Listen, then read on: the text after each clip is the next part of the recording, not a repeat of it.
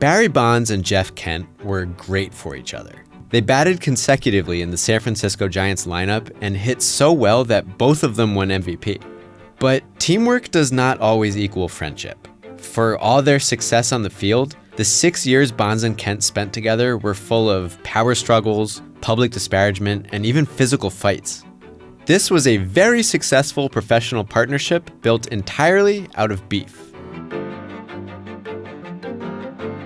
In 1992, the losing San Francisco Giants were for sale and came very close to a purchase that would move them to Tampa Bay. But when MLB owners blocked the deal, a local buyer, Peter McGowan, emerged, and before the sale was even official, made a splash with his new franchise. McGowan and his new GM, Bob Quinn, brought San Francisco the most expensive signing in baseball history up to that point, Barry Bonds, the superstar left fielder who'd won 2 MVPs in Pittsburgh, but had also butted heads with manager Jim Leyland and fallen out of favor with some fans and media while failing to lead the Pirates out of the NLCS 3 years in a row. That included 2 brutal 7-game defeats at the hands of the Braves in '91 and '92. But San Francisco was a good landing spot for Bonds. His father and godfather had been stars there, and most important, he finally received a contract on par with his tremendous value as a player. Bonds had an outstanding first year as a Giant. He led the National League in home runs and RBIs and won yet another MVP. But San Francisco fell short of the playoffs because of a late season rally by Barry's old National League foe. The Giants would slump over the next few seasons, seriously testing their stars' patience. Bonds was still an all-star, if not quite MVP caliber, but the team around him disappointed. Matt Williams was the only other exciting bat in the lineup, and the pitching staff seemed to get worse each season.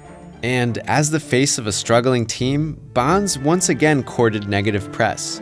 There were specific incidents like shoving a reporter or shouting at a teammate, but also just a general penchant for surliness and egotism. Bonds refused to sign autographs. He was openly adversarial to any and all media. He got special treatment in the clubhouse on top of his massive contract. For all of this, he was called a prima donna, a jerk. And outside of baseball, he went through a messy public divorce that included allegations of domestic abuse.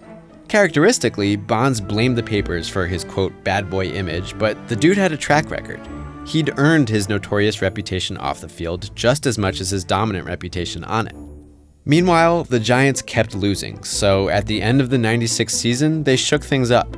General manager Bob Quinn stepped aside, and former scouting head Brian Sabean took over as GM. And Sabean continued the shakeup by trading Matt Williams, the only other all-star slugger in the Giants lineup, to Cleveland. This trade was not well received. For dealing Williams, the new Giants GM was told to jump off the Golden Gate Bridge and felt compelled to insist he wasn't an idiot. But he understood why the trade wasn't popular. In exchange for their beloved second star, San Francisco kinda got back spare parts.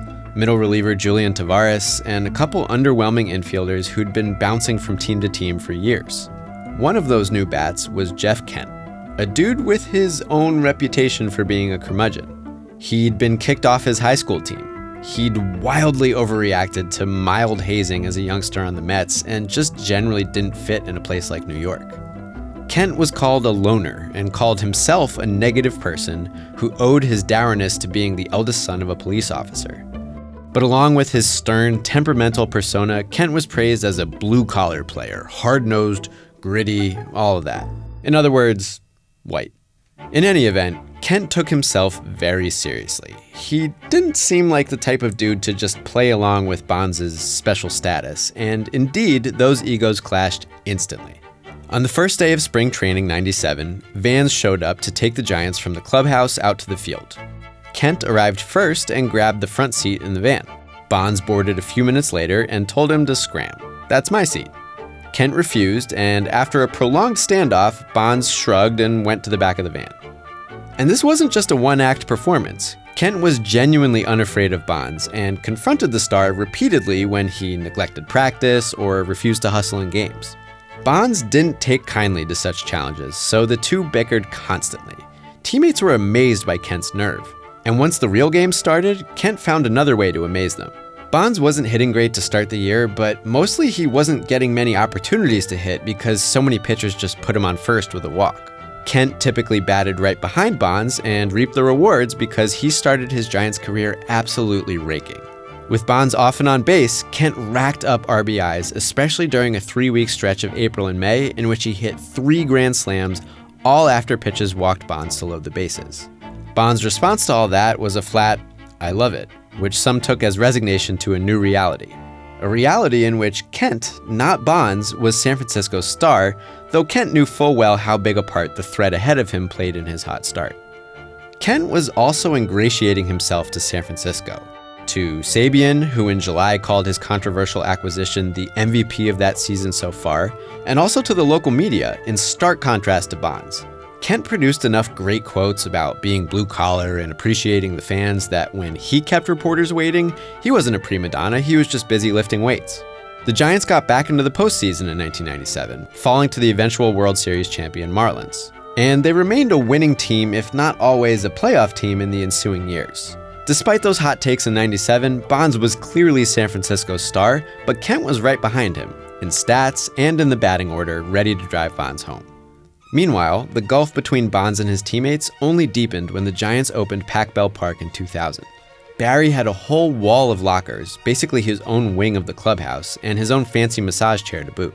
Kent, meanwhile, was cementing his own clubhouse status. Not just with hustle and clutch hitting, but by serving as the team's union representative, leading meetings that were sometimes interrupted by a grouchy Bonds. Kent's reputation on and off the field grew to the point that teammates of all stripes, and even manager Dusty Baker, spoke about him as the team's MVP, which infuriated Bonds. And the recognition wasn't only coming from teammates. At the end of the 2000 season, Kent won National League MVP, receiving a lot more votes than his statistically superior teammate. Kent made a point of telling reporters he'd celebrate the honor by mowing his lawn and eating some barbecue brisket and turkey for $5.50.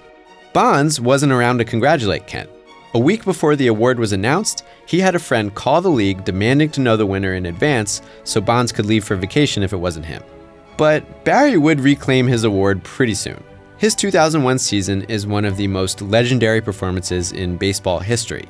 That was the year Bonds broke Mark McGwire's single-season home run record, eventually establishing the new high mark of 73. And it is up here, number 73. The performance would earn Bonds NL MVP in a near-unanimous vote. Of course, by this point, Bonds was taking steroids, though he maintains he didn't know it. His shady personal trainer, Greg Anderson, was a frequent presence in the Giants clubhouse. While it took the public a few years to fully put together the wacky coincidence of a dude in his mid-30s suddenly ballooning in size and shattering home run records, baseball people suspected what was up at the time. Kent, who took great pride in working his ass off and not cheating for his relatively inferior stats, was deeply resentful of Bonds' ill-gotten glory. And while he wouldn't snitch, Kent would turn his animosity public. Speaking to Sports Illustrated's Rick Riley in the middle of Bonds' historic home run chase, and in the middle of a pennant race, Kent skewered his teammate for giving the media the cold shoulder, leaving others to answer questions for him. Barry was Barry, whereas Kent was raised to be a, quote, team guy. And Kent came right out and said he didn't care about Bonds and Bonds didn't care about him. And asked about Bonds' free agency, Kent immediately mentioned the Seattle Mariners, who'd improved after their big ego superstar Alex Rodriguez left town. No one apologized for anything in that SI article. Kent did not bite on suggestions that he'd been misquoted or taken out of context. He was just like, guess that reporter doesn't like Barry. And Bonds hardly seemed bothered by this image of him standing apart from his teammates. What do you think, that we're supposed to be breakdancing in here? No? Wait, yes. Yeah, I want to see Jeff Kent and Barry Bonds breakdancing. Anyway, it's worth mentioning that while Bonds was getting roasted in the middle of a historic achievement, no one seemed too bothered by Kent's behavior. Writing for Salon, journalist and Giants fan Joan Walsh made the point that Kent was himself moody and sometimes cruel to teammates. And, he'd just thrown his colleague under the bus in a national magazine. But Kent was more accommodating with reporters and, notably, had the same skin color as most reporters. Even though he could be just as grouchy and difficult as his black superstar teammate, Kent fit all the hardworking blue-collar stereotypes of a white player, so he was treated to a double standard. David Grann put a finer point on this hypothesis a few years later, recounting an occasion in which Kent made some vile homophobic and sexist remarks in front of sports writers, and nobody reported it. A pretty clear example of that double standard. And about that, In early 2002, the famously no-nonsense Kent came through with some big-time nonsense. He showed up to spring training one day with a fractured left wrist, claiming he'd fallen off his pickup truck while washing it. In fact, 911 recordings revealed Kent had injured the wrist in a motorcycle accident. Not a collision or anything like that, he'd fallen off the bike while popping wheelies on the highway.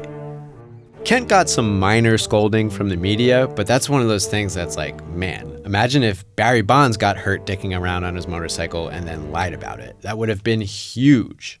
In any event, Kent had damaged his relationship with the Giants, and 2002 would be his last season in San Francisco. It would also be his most successful and most visibly contentious with Bonds. In June 2002, the Giants were in San Diego facing the Padres when third baseman David Bell misplayed a throw to second base, at least according to Kent.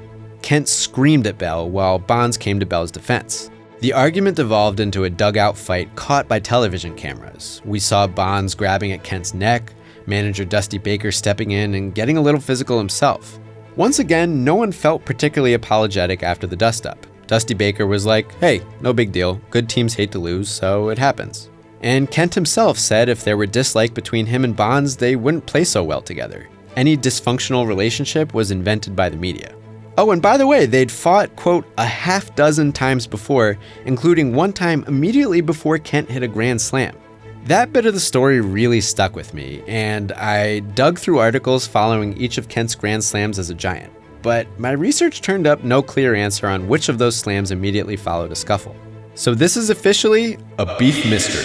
If you have any tips that can help SB Nation determine the day on which Jeff Kent fought Barry Bonds and then hit a grand slam, please contact my office. Anyway, the media and the public were not so quick to brush aside the incident. The papers consulted a local astrologer to determine Bonds and Kent's cosmic compatibility. Skip Bayless wrote that the Giants should get rid of Kent, whose animosity for Bonds was, he said, fueled by jealousy. And Bayless sourced a quote from a fan suggesting Kent wouldn't mind a departure. Ray Ratto, ever the poet, wrote of Kent and Bonds that the one who lives longer will attend the other's funeral just to make sure he's dead, but suggested the whole thing was great theater separate from the Giants' playoff pursuit and certainly not incentive to trade Kent, who was due to become a free agent in the offseason anyway. And a quote from the Giants owner stating Kent would be hitting behind Bonds for another 90 games suggested that free agency would indeed be Kent's route out of San Francisco. Kent could read the writing on the wall. But in the meantime, the Giants had a season to finish, and as is the case weirdly often in beef histories, that dugout fight kind of relieved some tension. Kent and Bonds felt the air had cleared. At one point, the Giants' Sean Dunston was so surprised to see Kent and Bonds cheerfully conversing that he swiped a photographer's camera and took some pictures. And the Giants rallied. Bonds continued to put up otherworldly stats en route to another MVP, while Kent caught fire at the plate to finish the season strong. That heat carried San Francisco all the way into the World Series.